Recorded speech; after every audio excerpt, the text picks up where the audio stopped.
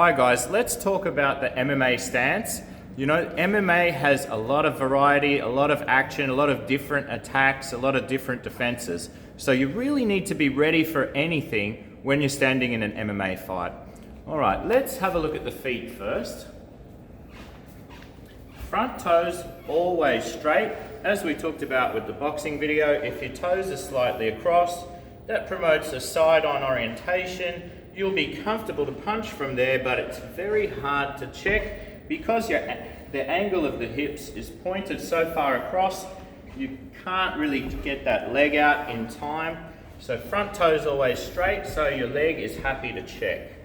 With the back foot, try to always have a 45-degree angle.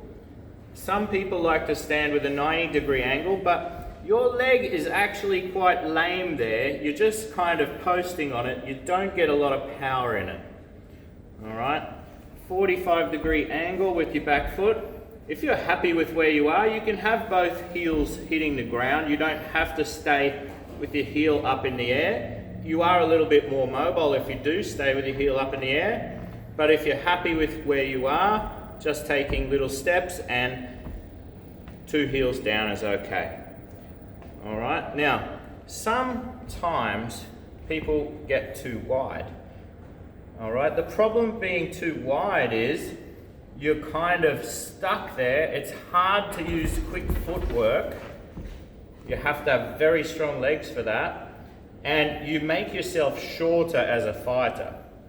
So when you're shorter as a fighter, you have less range and it's hard to keep them off you.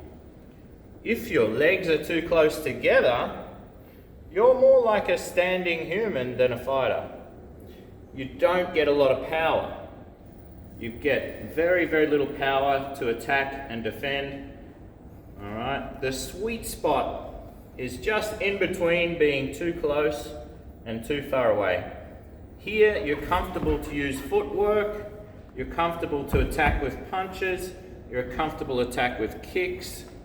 All right, it's about shoulder width apart. So if you were to start with your feet square, draw your leg back with your shoulder. All right, and you have your heels in position with your hips over your heels and your shoulders over your heels. A lot of people often get the leg back but keep the chest too square. So if your chest is too square, you present too much of your front, you can get push kicked very easy, and also you don't have your full power loaded in your power punch. You don't get to get that extension, it's more of a push. Okay, so take note when you are learning how to do your stance, when you draw your back leg back, you have to try and stay side on with your hips and also keep your head straight. Often your head will want to go across and some people will tilt their head. So it's important to shadow box in the mirror and check to see that your head isn't tilting and that your shoulders aren't tilting. If you're standing with your front hand a bit loose, a bit playful, your shoulder might also be down and your shoulders are already tilted, which means your spine is a little bit tilted, which means your balance is a little bit leaning to the left. And you'll have a tendency to fall that way when you're doing your attacks. So if you can try and keep your shoulders level with the ground at all times, that will keep you in good stead for any attack and any defense. All right guys, hope you enjoyed that video. Don't forget to like and subscribe and we'll see you on the next one.